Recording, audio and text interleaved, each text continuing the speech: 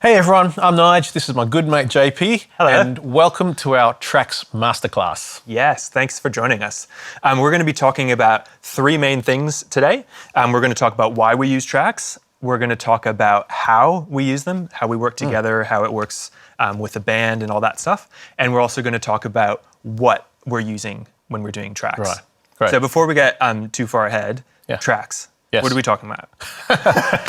Are we talking about curtain tracks, train tracks? Tracking your calories. I've not been doing that. We're not going to many talk about donuts, those no. things. Look, tracks is, I guess in our context, well, in a lot of musical contexts, is the musical accompaniment that is playing along to what you see on stage, the live band that's playing on stage. Yeah, so kind of there's the live band, whether Yeah. that's a four-piece. Yeah, so drums, bass, two guitars, maybe one or two keys. Obviously your vocals and Well, stuff like that. That's right. Tracks would be the kind of supplemental stuff, the extra layers. Why would we do that? Why don't we just leave it to the band? You know, when we write music, when we produce music, there's a lot of musical elements that go into, I guess, finishing off a song. Yeah. Okay, so what you see on stage, like you said, you got the drums, the bass, the guitars, the keys, and they will bring a certain sound. But then there's also A good sound. Yeah, they'll bring a great sound, a full sound. Yeah. You know. But then there's all these other little percussion bits. There's sweeps, there's shakers, there's strings, Yes. there's arps Now you're that talking. play. You know, Love it. there's often lots of guitar layers. There's Yeah. there's lots of things that go into finishing off a song, even choir and. Should we show it a little bit? Sure. Do a bit of show and tell. Okay. So let's do Beautiful Name. Going from the chorus, 2, 3, 4. So that's the band. That's your good band. Sounds great. Yeah. And then the tracks, let's just bring them in a little bit. Bit of sauce. It's not the steak, it's not the main dish, but you take it out. I want to start talking about food now. Yeah, so You can definitely tell the difference. I mean, that band sounds good, but you add a few things. look, I think you did mention food. Now you're speaking my language. I think it's like a good steak. You know, you need to start off with a good steak. And you know a good steak. I do know a good steak, whether it's a good ribeye or a Scotch fillet. You know, medium rare to medium rare. Look, that's got to be cooked well. You need to start off with the main ingredients. You know, and I would say. So tracks is not the main ingredient. Well, I'd say your 4 to 6 piece band is the good steak. I agree with you. As the tracks person, I agree. And I would say the tracks is the special seasonings. This is the special marinade. I think you're right. That goes on with that. When did we start using tracks? Why did we? Look, in our case, we've used tracks for. When it comes to big conference openers, big musical items like that. But on our week-to-week basis, I distinctly remember incorporating tracks when Young and Free started bringing some of their very, if you like, poppy, well-produced, track-heavy songs. Yeah. Okay? When I say track-heavy songs, I'm talking about there's lots of programmed synths. Yeah. Program Stuff that you kind of percussion. can't do live, hey? Well, it's very difficult to play in time. If you're just going to be playing it live like that, it's quite difficult to. And it might look weird if you've got like 15 keyboard players. Well, yeah, on and not stage. everyone's going to have access to those sounds. Yeah.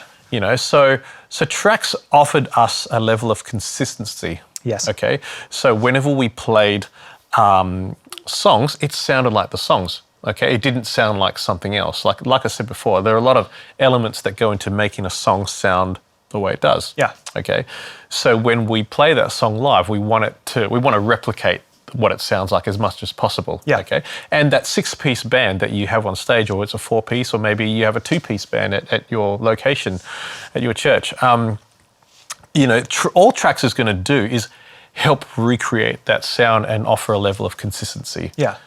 And we might talk about this in part 2 a bit more detail, but often the tracks that we use is a little bit more of we're filling the gap that the live band isn't doing. Yeah. So say if the bass player has a bass synth set up, we're not going to play the bass synth from the track because that's just too much. Like we're trying to fill the gaps of what the band can and can't do. So often that'll look like, say, some percussion layers, maybe some shakers and tambourines. That's some stuff that is a part of the mix that's untouched by the live band. Maybe some vocals just to fill out a bit of choir or something like that. But we're mostly doing what you guys.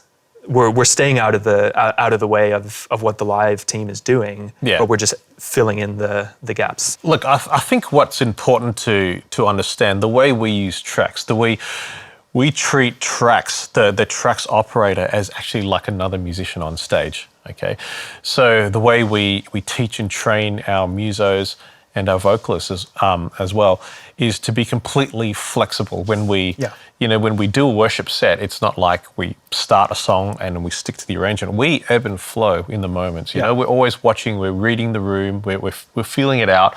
We might do a couple of choruses. We might break it down. We might do an instrumental. We might repeat sections over and over again. It's whatever helps engage the congregation in worship. And the tracks operator needs to be able to ebb and flow as much as the worship leader and the music director. Yeah. When we started doing tracks at our church, often it was very rigid, kind of sticking to the grid. Here's the arrangement that we're going to do. And if we wanted to do an extra chorus or change up the arrangement, really do that. It was kind of like, okay, well, then we have to cut the track. And that, like you saw before, you're missing something when the tracks are there. When the tracks aren't there. And so there was kind of an imbalance in some of the songs that we would do where, maybe song 2 had the tracks and so it sounded a little bit here, but then song 3, we weren't using tracks and so it just wasn't as consistent. So we went on this journey where we went, okay, if we're going to use tracks, we need to be just as flexible as any other musician or vocalist or really anyone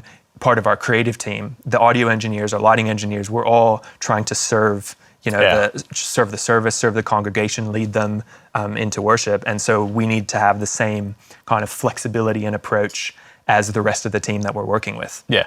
And I will say it's actually taken us quite a while to get to this stage. I think for the good part of, I would say maybe 6-8 years. I think so, yeah. From when we started, it was, like you said, we'd press play and have to stick to that arrangement. And if we went off grid, so to speak, it would be like, cut the track, and it'll be a noticeable drop in the front of house mix. And people would be like, oh, did they make a mistake or what's going on?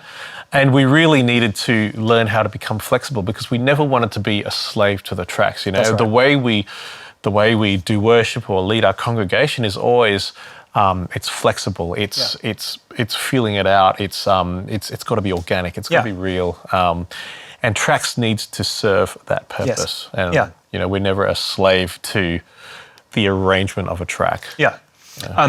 Before we end this segment, we're going to talk in part 2 a little bit more about how we do that. But I guess we use this in a bunch of different settings. Some of our campuses would use a rig like this. Some of them might be using an iPad and multi-track. Some of them it might just be the keyboard player might be doing it or the drummer might be doing it from their SPD. One thing I would say is however the tracks is at your church or however you're using it, whatever your setup looks like, my encouragement to you would be identify what your priorities are. And then kind of work backwards from that. So for us, flexibility is one of our priorities. So we've designed kind of how we use tracks, even how we work together. We've designed that to be as flexible as the entire creative team, as flexible as the audio engineer, as you as a music director, as the worship leader. Flexibility is a huge one for us. It is, Another thing that's a priority for us is consistency. So like you were saying, you don't want song 2 to sound massive and then song 3 to feel like there's something missing. It needs to be coherent throughout the whole set. So we want to be just as musical and just as we don't want to leave our team guessing as well. We'll talk about this a little bit more in part 2, but when you're working with your audio team and stuff, you don't want them to have to be chasing faders all the time. We want to be really consistent in what we're giving them so that I think that's the best way to serve what we're doing. And then the third thing that we're talking about is momentum. That's a big priority for us. We try not to have too much of, okay, song 1, stop song 1. Okay, let's start song 2. All right, now let's do that. And that's a little bit rigid and can actually kind of be distracting for people that we're trying to lead. It's like that, preventing that awkward silence, when you're going from F sharp to F or something, bad key change, That's right. Yeah. So we'll talk about more of this in part 2, but you don't want to, we don't want to have it this thing where, there is a start to the tracks, but we don't necessarily want to there's the cue counting in the song. We don't want the congregation to feel like, okay, now we're starting the song. Okay, here we go. We actually want to have a bit of momentum and 100%. kind of that human musical vibe. So identify your priorities and then kind of work everything to that. Great. Wonderful points. And I'd like to add that with tracks, you need to understand that it needs to serve your congregation. Yes. Okay? So the way we use it here at Hills in our main campus, it's a big room. So we're trying to fill it with a full sound. But not every location is a 3,500 seat auditorium. That's right. Your church might fit 100 people in the room. So to run something with so many layers might sound a little out of place. Especially if you've got an acoustic and a piano player. Okay, so the good thing about this, it's flexible, like you said. Okay, these things are scalable. Okay, it's scalable to fill a large room, or it can be really tailored to supplement like an acoustic guitar and a pad sound. And we're going to demonstrate that in part 2. So stay tuned for that.